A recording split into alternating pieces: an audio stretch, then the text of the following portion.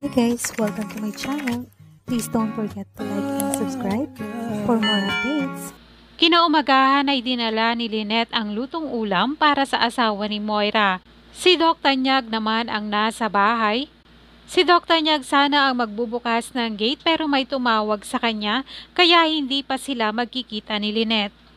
Samantala, kinumpronta naman ni Zoe si Annalyn na bakit magkasama sila ni Doc Antonio at pagtatanong niya kung may gusto ba siya kay Doc. Matapang na sagot naman ni Annalyn, bakit kayo ba? Hinding-hindi na talaga magpapatalo si Annalyn sa pangbubuli sa kanya ni Zoe. At talagang palaban na si Annalyn ngayon.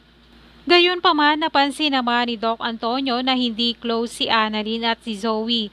Kaya sinabi ni Annalyn kay Doc na bata pa lang sila ay mainit na ang dugo sa kanya ni Zoe at hindi niya alam kung bakit. Samantala, dahil nagiging malapit na sa isa't isa si Moira at Lynette, sinabi ni Moira na may dapat silang pag-usapan tungkol sa kanilang mga doctors. Ang tinutukoy ba ni Moira ay si Zoe at Annalyn dahil hindi nagkakasundo? Nakwento kasi ni Zoe sa kanyang mama na lumalaban na si Annalyn sa kanya at naaasar siya kay Annalyn. Kaya gagawa ba ng paraan si Moira at Lynette na maging close si Zoe at Annalyn? Sa ER naman ay nagkasama na si Doc Tanyag at Annalyn. Nang chinek ni Doc Tanyag ang pasyente ni Annalyn, sinabi ni Doc na nagkaroon ng head trauma kaya suggest niya na dapat ay ipa-MRI.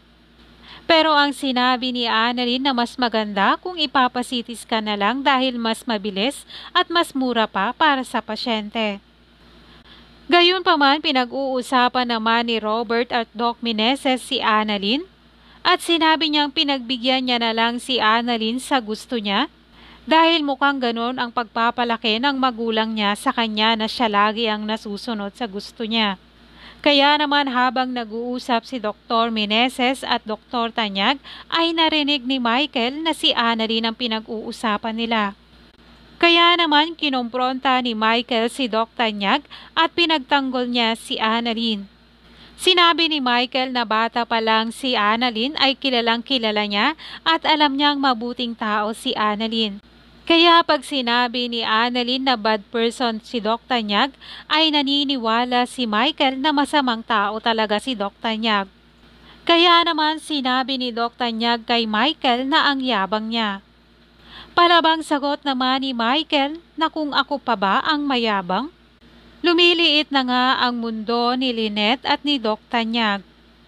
Malapit na silang magkita at malapit nang malaman ang totoong sekreto ni Lynette. Ano kaya ang magiging reaksyon ni Annalyn kapag nalaman niyang ang kanyang ama ay si Doc Tanyag? Yan ang aabangan natin sa susunod na episode. I just wanna be certain I don't wanna waste all our time.